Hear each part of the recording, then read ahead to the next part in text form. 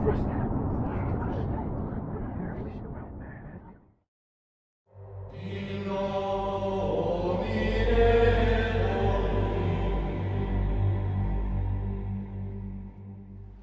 guys, Vigits, apa kabar? How are you hari ini? Welcome back to Paranormal. In today's video, gua pengen ngomongin basement. Yes, actually it's not a basement, bukan basement yang buat parkiran mobil di mall-mall. No, I'm not talking about that. Gua ngomongin basement yang ada di dalam rumah. Gue tahu memang di Indonesia nih gue jarang sih yang namanya ngeliat atau datengin rumah-rumah di sini yang punya basement gitu di rumahnya. I know some of you have it, beberapa dari kalian punya, but most of us don't, including me. I don't have it here. Tapi ketika gue masih tinggal di luar, the house that I was living in itu punya basement. But the thing is, the basement itu cozy karena udah dibersihin, terus dimasukin interior maksud gue dimasukin furnitur. Mau udah dikasihin sofa, meja, buat ngecil, you know what I'm saying? Pokoknya buat tempat tongkrongan lah ya dalam rumah itu. But then, ketika gue lagi nyariin konten ini, gue nyadar, what the hell if? Kalau basement yang dulu gue sering tongkrongin itu ya di rumah sana, kalau sebelum dibersihin sama sebelum dikasih furnitur bentukannya kayak apa? I know damn well it kinda look like Conjuring basement, but that's not what I'm worrying about. Gue cuma ngeri basement yang sering gue tongkrongin itu punya cerita yang gak enak sebelumnya. But yes, with all that being said, ya mungkin kalian udah lihat di thumbnail atau dari judul video gua pengen ngomongin penemuan-penemuan yang mengerikan, membadut lagi maksud gua, yang mengagetkan, god damn, yang ditemukan di basement rumah. Okay, you know what, daripada intro kepanjangan, I'll be appreciated if you click the like and subscribe button for me first, okay? Mungkin kalian nyadar gue gak pakai makeup hari ini. Well, look at my skin, bitch. Like, it's not cooperating with me for the whole week. So, here's penemuan yang aneh dan mistis yang ditemukan di basement rumah. Let's go.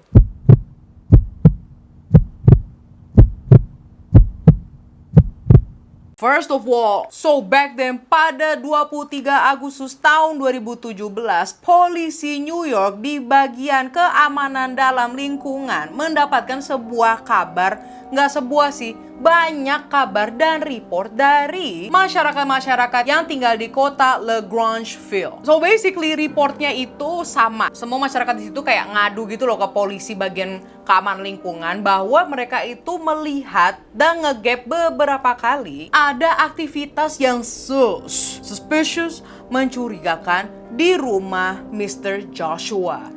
Nama belakangnya gue taruh di description aja. Nggak, actually gue taruh di comment section aja, okay? If you wanna search him up on Google. Jadi gini, tetangganya itu banyak yang ngeliat bahwa pada malam hari, lebih tepatnya pada tengah malam lah ya, ada paket delivery yang besar dan megah, tapi di paketnya itu tuh kayak ada goyang-goyang gitu loh dari dalamnya. Bingung kan lo? Paket apaan anjir kok bisa goyang-goyang sendiri? Dan itu paket yang banyak goyangannya itu dimasukin ke dalam rumah Mr. Joshua ini. Ya udahlah, dikarenakan itu report udah meledak, banyak diterima di kepolisian New York sana. Akhirnya polisi mendapatkan surat izin untuk menggeledah rumahnya Mr. Joshua ini. Ada apa sih? Kenapa sih ini orang-orang sampai ribet banget nelponin ada paket besar? Ya udahlah ya. Orang kan pasti mikirnya gitu, boneka lah ini itu. Who cares? But since it's really concerning bagi masyarakat ya kan, ya udah. Polisi datang membawa surat izin, mulailah ngetok pintu rumah Mr. Joshua ini. When they arrive, Mr. Joshua itu langsung mengkaget gitu. Ya udahlah, dia kan nggak bisa ngelawan polisi juga, apalagi polisi Amerika. Come on, you know that.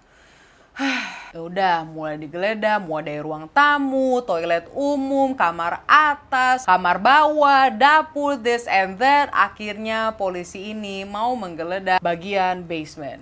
Dibukalah pintu basement itu. Ketika mereka turun di tangga basement, baru setengah tangga, mereka langsung jingkrak-jingkrak anjir. No, I'm not joking. The thing is, what they saw itu bukan yang mereka expect sama sekali. Lo mau tahu nggak sih? Let me pull my damn laptop. Pas lagi udah di tengah tangga, itu ada air genangan, gengs.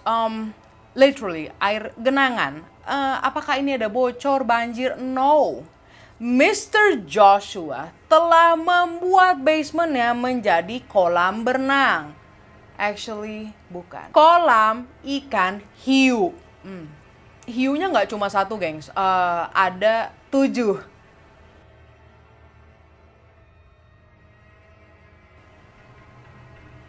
Tujuh hiu dia masukin ke dalam basement rumah, dan basement rumahnya dibikin kolam ikan hiu gitu. Meni ikan cupang, ikan lele. He own a damn shark. Oh ya, gue lupa. Dan ada 2 leopard shark dan 1 hammerhead shark. Tapi tiga-tiganya yang itu udah pada dan ngambang aja gitu di air. Nggak dia buang, nggak dia kubur, none of that, nggak dimasak, nggak sama sekali. Bener-bener cuma digeletakin aja di sana, biarin ngambang. So that's that. Let's go to the next part, shall we?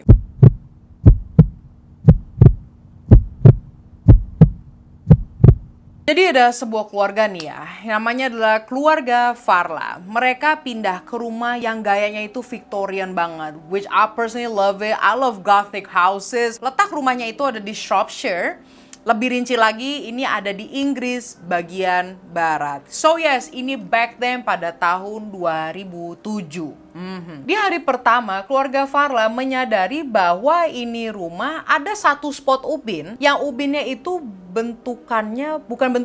terbuat dari metal. Dan yang mereka mikir ya, ini namanya juga rumah zaman dulu, era Victorian, pasti adalah ubin yang kayak begini. Jadi mereka kayak nggak peduli, jatuhnya kayak estetik, which I personally agree with them. That is aesthetic. Jadi udah, intinya mereka biarin aja. Namun semuanya berubah pada hari Jumat Agung di tahun 2007 itu juga. Si ibu dari keluarga Farla ini, dari pagi hari di hari Jumat Agung itu, si ibunya mendengar ada kayak orang ngobrol atau nyanyi-nyanyian yang berasal dari rumahnya dia itu gitu loh.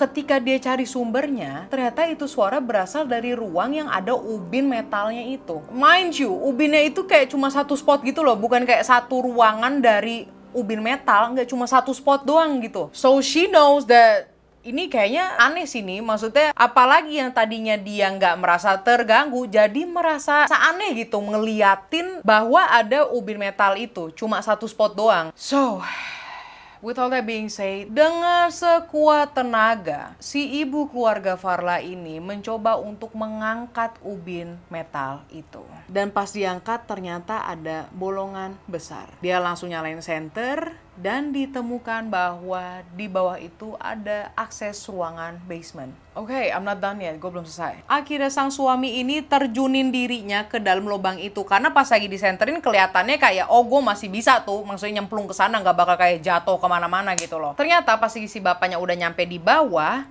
itu tuh bukan basement biasa aja, bukan kayak ruangan gitu. Itu jatuhnya dia kayak masuk ke dalam lorong. Akhirnya untuk safety, dia dan anaknya itu turun jadi berduaan. Mereka explore, ternyata itu lorongnya cukup dalam. Dan di ujung lorong ada sebuah pintu yang sangat tua. Ketika dibuka, mereka menemukan sebuah ruangan, gengs. Tetapi bukan sekedar ruangan basement di ujung lorong, melainkan sebuah gereja tua. Yes, jatuhnya sih kayak bekas gereja lah ya. Realtor dari rumah tersebut langsung menginvestigasikan ada apa sih nih di bawah ini. Telah diketahui bahwa ruangan itu memang bekas gereja, tetapi ini gereja dibuat pada tahun 1700-an. Alasan gerejanya ini letaknya disembunyiin di basement karena pada tahun 1700-an itu banyak orang Katolik yang diburu, gengs. Makanya dibikin gereja rahasia. Seperti yang kalian lihat di foto, masih banyak yang namanya kursi-kursi tua dan bahkan salib kayu yang udah kropos bentukannya. Literally kelihatan itu jadul banget. I know it's a church. It's a safe place. But to find it di bawah rumah lo dan itu dibuat pada tahun 1700-an, bikin gue ngeri sih.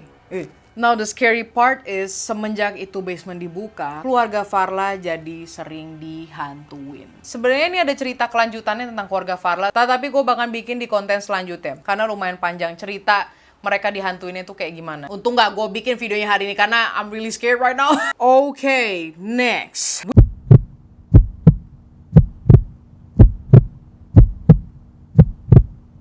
We are going back to January. Bukan bulan lalu, tetapi pada tahun 2010. Januari tahun 2010. Sebuah keluarga yang namanya keluarga DeForest pindah ke suatu rumah di Indiana. Ya udahlah, seperti biasanya ibu-ibu ya kan, langsung namanya bergegas pengen cepet-cepet bersihin nih rumahnya. All of them dust itu mesti bersih by the end of the day. So yes, ibu DeForest ini mulai membersihkan bagian basement. Itu masih ada tuh yang namanya kumpulan debu, terus sarang laba-laba, this and that. Ya udahlah dia bersihin. Ketika dia udah ngebersihin semuanya lah ya, ada deh tuh barang-barang yang apparently kelihatan tua gitu boxnya. Dia bukalah itu kan, ternyata ditemukan kok kayak beginian sih bentukannya. Itu spare part mobil kali, Mar. No it isn't. Don't be sotoy. Listen to me first, okay? Yaudah diambil deh tuh bendanya. It's funny how like dari cerita ini sama cerita sebelumnya, yang nemuin sesuatu pasti sang ibu. What is wrong with the mother? Selalu si ibu yang menemukan sesuatu. Anyways, yaudah itu barang yang tadi gue kasih lihat, dia bawa deh tuh. Karena dia pun tahu ini kayaknya bukan spare part mobil or something that's like usual yang sering dia lihat. Nah pas lagi hari itu yang di rumah nggak cuma dia doang, tetapi ada anaknya yang merupakan seseorang tentara. Nah si ibunya tuh langsung nanya ke anaknya, Dek, kamu tahu nggak sih ini apaan? Kok mama nemuin ini ya di basement? Anaknya langsung, weh, nemu di mana ini, mak? Maknya refleks langsung lempar-lempar kan? Enggak sih, enggak begitu juga. Tapi yes, the kid was shook. Yes, anaknya tuh sampai shock. Mama tuh dapat dari mana? Kenapa anak tentaranya ini langsung shock begitu? Telah diketahui bahwa itu barang merupakan dan bukan yang biasa pula. Ibaratnya ini kategori yang keras. Ngerti nggak maksud gua? Ya semuanya tuh keras, tapi ini kategorinya udah kayak military. Akhirnya dia langsung kontak polisi dan polisi itu membawa tim pengurus ledakan datang ke rumahnya langsung dan mereka bawa. Jadi setelah diinvestigasi, kenapa tadi gue bilang ini kategorinya keras banget? The thing is, itu model udah jarang ditemuin, malah kayak rare find. Telah diketahui bahwa barang yang ditemuin ibunya ini merupakan dari zaman perang Vietnam dan perang Korea. Apparently ini barang dibawa sama orang American sebagai oleh-oleh. So ya, saking langkanya itu dijadikan salah satu arsip galeri di departemen pengurus ledakan di kepolisian. So yes, lo bisa kebayang gak sih kalau ibunya itu gak sengaja ngelempar atau kayak nyapu dang gitu kan ke dinding, ke ubin, duar gitu kan, jelek. But God was with them, you know what I'm saying?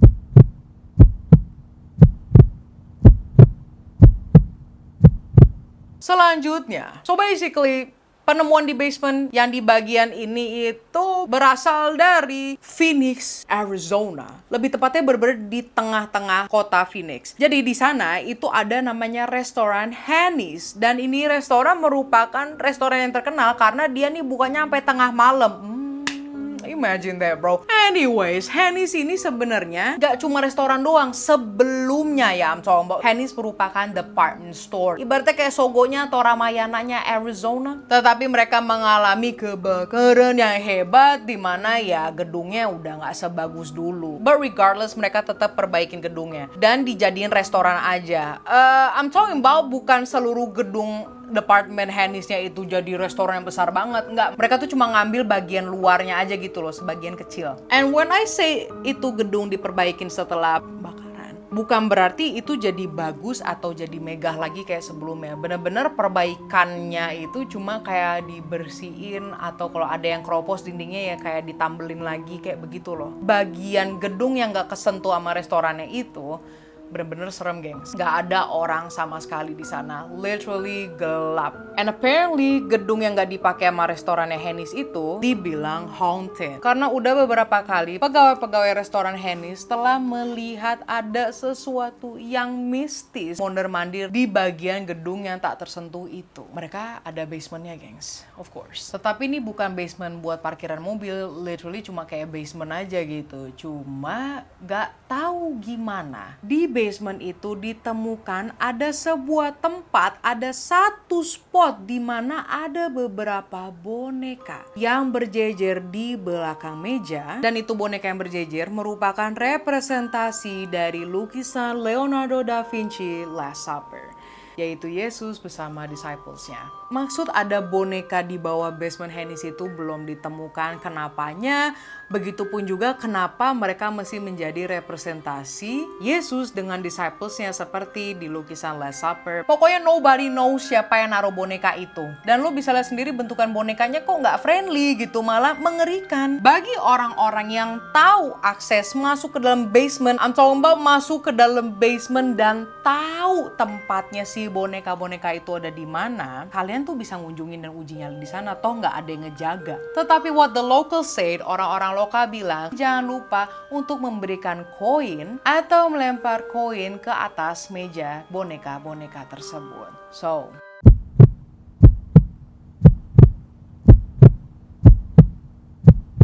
okay, next. Ini lumayan panjang, so bear with me. Karena ini bikin gua nganga juga kayak, hah? Pada tanggal 5 Agustus tahun 2013, ada seorang yang namanya Mark Hartman yang masih berumur 21 tahun. Si Mark ini bersama 9 mahasiswa teman-temannya dia ini mulai pindah untuk tinggal di sebuah rumah kosong yang dimiliki oleh Ohio State University atau Universitas Ohio. Ini rumah kosong bukan asrama, tapi bener-bener rumah, dan alasan Mark dapat akses untuk tinggal sebentar di sana itu nggak begitu rinci. But what I found di artikel itu bilang bahwa dia dan 9 temannya ini sedang melakukan sebuah proyek yang beneficial atau yang menguntungkan untuk Universitas Ohio ini, di mana pihak universitas pun memberikan mereka akses untuk tinggal di rumah itu sebentar dan dapat bekerja sama lebih efektif, gak buang-buang waktu untuk nemuin satu sama lain. So yes, ya udahlah mereka pindah semua. Namun even ya di hari pertama 10 mahasiswa tersebut udah berasa kayak ada something wrong gitu. Bukan karena bentukan rumahnya serem, rumahnya nggak ada serem-seremnya sama sekali bentukannya. Tapi mereka yang ngiranya itu adalah prank dari salah satu mereka iseng. Jadi sesuatu yang kayak ini kayaknya bukan prank deh. Ketika mereka awal-awal masuk ke dalam rumah itu, 10-10-nya ya menemukan bahwa banyak sekali laci yang kebuka. Bukan kayak kebuka sendiri, kebuka kayak di film-film hantu. Enggak, bukan. Bener-bener maksud gue kayak kebuka aja gitu. Ya mungkin pengurus rumahnya lupa nutup atau apa, but it's just strange enough. Mereka tahu kalau kita tuh bakal pindah gitu kan. Tapi kenapa pada dibukain laci? Ya udahlah, mereka beres-beres, habis itu ngumpul di ruang tengah sampai malam hari. Di mana pas lagi malam hari itu rumah tiba-tiba flicker sendiri lampunya, ketap-ketip sendiri. Mereka awalnya positive thinking, oh ya udahlah mungkin electricity-nya nggak beres, apalagi ini kan rumah kosong. Setelah berhari-hari, hampir dari mereka semua saling cerita bahwa mereka itu kok mendengar sesuatu ya di bagian bawah rumah. Bener-bener kayak ada tanda-tanda kehidupan. Mereka sering ada yang namanya dengar kelontang-kelontang, pokoknya berisik banget deh, itu ada perabotan jatuh kali ya di basement atau apa. Which they were so sure itu tuh bukan tikus. Sorry, gue sampai muncrat. Akhirnya untuk membuktikan lagi ada apa sih nih, mereka ngumpul deh tuh di ruang tengah nih. Untuk beberapa hari mereka tidur semua di ruang tengah. Jadi mereka bisa dengar semua if there's something again, jika ada sesuatu lagi yang terdengar dari bagian bawah rumah. Bener aja gengs, kok tiba-tiba ada suara kayak bukaan air nih, terus cukur. What the hell is that? Now everybody and their mama in the house udah fix ngira, aduh nih fix lah, ada jurik anjir di basement. Akhirnya Mark dan kedua temannya itu langsung on the way ke basement. Bukan masuk ke basement ya, cuma di luar pintu basement dan mulai ngunci, ngerantai itu pintu. Dan dua temennya itu sampai doa-doa, woi. Namun mereka nggak ada yang berani tuh untuk masuk ke dalam basement itu sebelumnya. They just literally langsung kayak, weh kunci, terus dirantai. What the hell? Well, it's actually a smart move. Kalau misalnya di horror movie, itu sebenarnya pilihan yang terbaik. Ngapain lu explore? 1 bulan berlalu, akhirnya mereka jadi terbiasa dengan suara tanda-tanda kehidupan di basement ini. Dan mereka udah nggak worry lagi, toh kita sering doain gitu kan. Tetapi ada nih geng, salah satu dari perkumpulan mereka ini udah nggak kuat dengan kejadian-kejadian yang aneh yang telah mereka alamin. Akhirnya dia beranikan diri untuk membuka pintu basement itu. Ketika dibuka, of course, yang namanya basement itu kan gelap lah ya. Namun di ujung tangga, si cowok ini yang berani melihat ada sosok figur laki-laki yang ngintip dia balik gitu. Terus cekikikan. Dan dia bilang, aku Jeremy. Terus langsung kabur. Lah! Akhirnya sama si yang cowok berani ini dia kejar kan, kejar ke dalam dan hilang begitu aja. Mind you, si cowok ini dan 9 temennya, termasuk si Mark, itu nggak tahu bentukan basement kayak apa sejak dari hari pertama. They don't wanna go in there. Akhirnya tuh anak yang ngejar teriak kan, seluruh rumah tuh kedengeran untuk telepon 911, telepon polisi. Nggak lama kemudian polisi datang. Mereka mulai kelilingin rumah dan kelilingin basement rumah itu. Namun ketika si polisi ini keliling di basement, mereka menemukan ada satu bagian dinding fondasi yang rada aneh. Mending kayak bedanya tuh satu sisi gitu loh. Ini bener-bener beda satu spot aja gitu. Itu fondasi ditendang. Dan ketika itu dindingnya roboh, polisi tersebut menemukan sebuah ruangan rahasia. Ruangan rahasianya ini benar-benar diisiin TV, ada tempat tidur, ada piring makan, gelas-gelas, baju-baju, udah kayak kosan gitu kan. Si Jeremy ini telah tinggal di dalam rumah tersebut selama bertahun-tahun. So, dengan si Jeremy ini membuat ruangan rahasia dan tinggal secara rahasia, Jeremy tidak akan dibakal kejar orang atau hutang. Karena kalau dia tinggal langsung di bagian atas rumah kosong ini, dia udah pasti fix langsung diusir. Toh itu kan properti kampus lah ya. But nobody knows Jeremy itu siapa. Jeremy itu bisa berkonsumsi, dapat bahan pangan energen itu dari rumah atas. Y'all yang punya rumah gede, be careful. Y'all don't know your own house. That's what I'm saying. Kalau misalnya gue tahu blueprint rumah gue nggak bakal ada di ruang rahasia, nothing is impossible, bro. If your house is damn big. I guess that's it, guys. So yes, I will see you in the next video. Don't forget to like and subscribe and follow your girl's Instagram for updates. Gue mau minum obat.